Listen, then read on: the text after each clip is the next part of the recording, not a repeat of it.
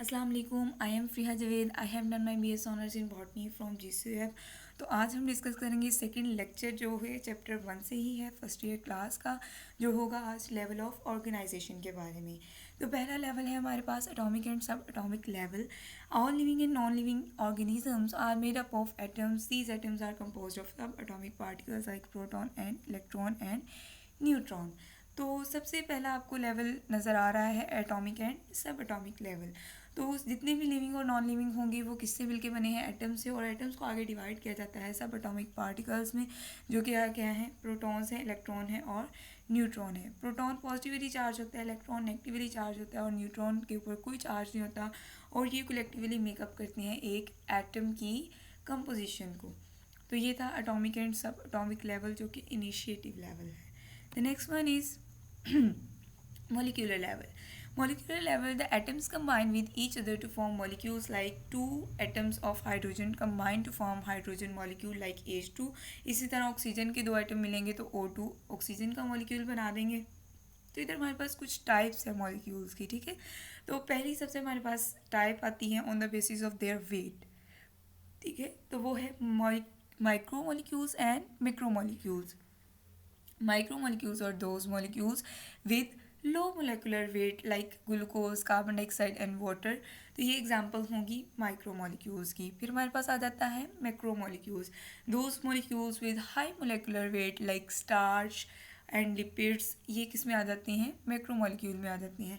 फिर हमारे पास आ जाते हैं दो टाइप्स के मॉलिक्यूल, जिनको हम ऑर्गेनिक और इनऑर्गेनिक कहते हैं on the basis of their composition. Like जिनके अंदर कार्बन और हाइड्रोजन कलेक्टिवली फाउंड होंगे वो ऑर्गेनिक होंगे, और जिनके अंदर आप कह लें अदर देन कार्बन और हाइड्रोजन होंगे और ये दोनों कलेक्टिवली फाउंड नहीं होंगे तो वो इनऑर्गेनिक मॉलिक्यूल कहलाएंगे। The next level is organelles and cell level.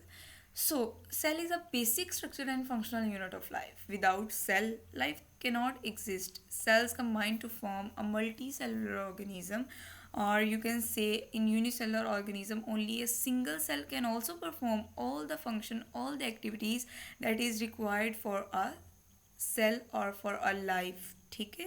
तो आप कह लें कि बोथ मैक्रो और माइक्रो मॉलिक्यूल्स मिलते हैं, अरेंज करते हैं और सेल्स बनाते हैं और उनके अंदर ऑर्गेनेलीज बनाते हैं। और जैसा कि ऑर्गेनेलीज फिर आगे आप नेक्स्ट चैप्टर्स में पढ़ोगे, लेकिन इधर थोड़ा सा इसको ब्रीफ कर लेते हैं कि ऑर्गेनेलीज जो है ना ये सेल्स के अंदर मौजूद होती हैं। ये आप कह लें डिफरेंट फंक्शंस परफॉर्म करती हैं, जैसे like mitochondria is also known as the power house of the cell. Energy आप कह लें जो ब्लॉक है, एनर्जी बनाने वाला जो आप कह लें ऑर्गेनेली है वो माइटोकॉन्ड्रिया है। फिर कुछ ऑर्गेनेलीज प्लांट्स और एनिमल्स के अंदर डिफ्रेंशिएट कर जाती हैं कि कुछ ओनली प्लांट ऑर्गेनेलीज कहलाती हैं और कुछ ओनली एनिमल्स ऑर्गेनेली कहलाती हैं। फिर इधर हम बात कर रहे थे सेल की आ जाती हैं दो तरह की टाइप्स, एक हो जाती हैं यूनिसेलुलर ऑर्गेनिजम्स और एक आ जाते हैं मल्टी सेलुलर ऑर्गेनिजम्स। जो ऑर्गेनिजम्स आपके लिए सिंगल सेल पर आपके लिए कंसिस्ट करेंगे, कंप्राइज करेंगे, उनको हम यूनिसेलुलर ऑर्गेनिजम्स कहेंगे। लाइक फॉर एग्जांपल अमीबा, जैसे कि आपको नज़र आ रहा है इस फिगर के अंदर, food vacuoles, contractile vacuole, only a single cell you can see here. Like pseudopodia इनके मूवमेंट के लिए होता है, कंट्रेक्टाइल वैक्यूल होते हैं, न्यूक्लियस होता है, फूड वैक्यूल्स होते हैं स्मॉल। और दूसरी आपकी एग्जांपल इसकी आप और भी ले सकते हैं, पैरामीशियम ले सकते हैं, ठीक है। तो नेक्स्ट हमारे पास जो इसकी सेकंड टाइप आ जाती है वो मल्टी सेलुलर ऑर्गेनिजम्स हैं। those organisms which are consist of different billions of cells and different types of tissues and organs, just like we, हम हैं, हम ह्यूमन बींग्स हैं, तो हमारे अंदर डिफरेंट टिश्यूज़ और ऑर्गन्स हैं, वो डिफरेंट फंक्शंस परफॉर्म करते हैं, तो हम क्या होंगे? मल्टी सेलुलर ऑर्गेनिजम्स होंगे। The next level is tissue level. In the first line, you can see the definition of tissue: a group of similar cells having same origin and performing same function। जिनका origin same होगा और same ही function perform करेंगे वो क्या कहलाएंगे? Tissue कहलाएंगे। और ये ग्रुप ऑफ आप कह लें जो टिश्यू सेल्स हैं ये टिश्यू का फंक्शन परफॉर्म करेगा। लाइक टिश्यू डिफरेंट टाइप्स के हो सकते हैं, ह्यूमन के केस में, एनिमल्स के केस में मसल्स टिश्यूज़ होते हैं, ग्लैंड टिश्यूज़ होती हैं, और प्लांट्स के केस में होती हैं xylem tissues for the conduction of water and phloem tissues for the transportation of food. Muscle tissue आपको पता है कि वो किसके लिए होते हैं? मूवमेंट के लिए होते हैं। और gland tissue secretions of hormones के लिए। The next level is organ and organ system level. A group of different tissues performing same function called organ. Okay, जो डिफरेंट टिश्यूज होंगे लेकिन वो फंक्शन एक जैसे ही परफॉर्म करेंगे, वो क्या कहलाएंगे, ऑर्गन कहलाएंगे। जैसे कि आपके पास एग्जांपल है स्टमक की एनिमल्स के अंदर।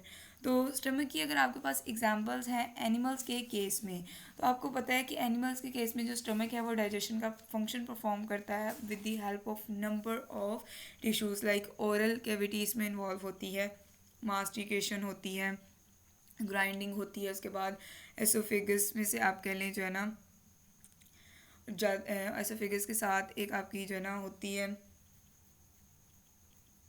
खुराक की नाली होती है, आपको पता होगा एक विंड पाइप होता है, ठीक है। तो आप कह लें इनके साथ, इनके थ्रू जो है ना आप कह लें जो है मूवमेंट होती है एलिमेंट्री कैनाल के थ्रू फूड की। फिर आप कह लें गैस्ट्रिक जूस रिलीज़ होता है एपिथेलियल आप कह लें लेयर्स ऑफ स्टमक से, वो मिक्सअप होता है। तो आप कह लें इन शॉर्ट जो डाइजेशन का फंक्शन परफॉर्म होता है with the help of number of different tissues, लेकिन फंक्शन एक ही परफॉर्म हो रहा है, दैट इज़ डाइजेशन।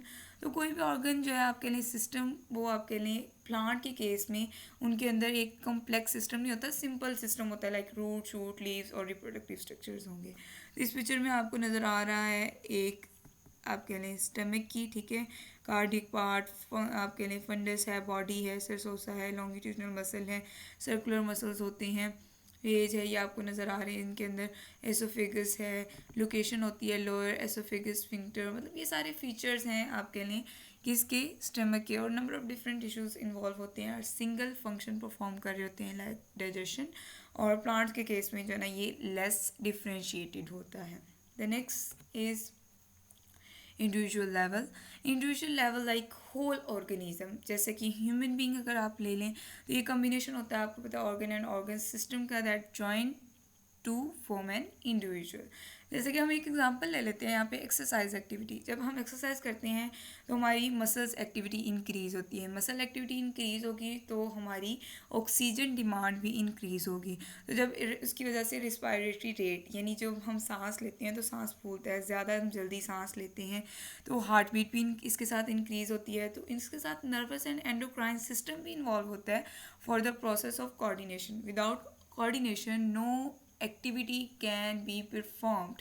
तो ये था आज का लेक्चर हमारा जो है ना, किसके लेवल ऑफ ऑर्गेनाइजेशन। नेक्स्ट हमारा जो चैप्टर होगा वो हम इसी के बारे में डिस्कस करेंगे, लेकिन रिमेनिंग इसका पोर्शन जो है वो नेक्स्ट लेक्चर में होगा। तो अगर आपको कोई क्वेश्चन है तो आप कमेंट सेक्शन में पूछ सकते हैं। तो इंशाल्लाह I will be regular in the next phase, regular होंगे और आपको इंशाल्लाह अगला जो लेक्चर होगा, अगले जितने भी लेक्चर्स होंगे वो स्मार्ट सिलेबस के अकॉर्डिंग होंगे, ताकि आप अच्छी तरीके से अभी से प्रिपरेशन स्टार्ट कर दें। सो स्टे ब्लेस्ड, अल्लाह हाफिज़।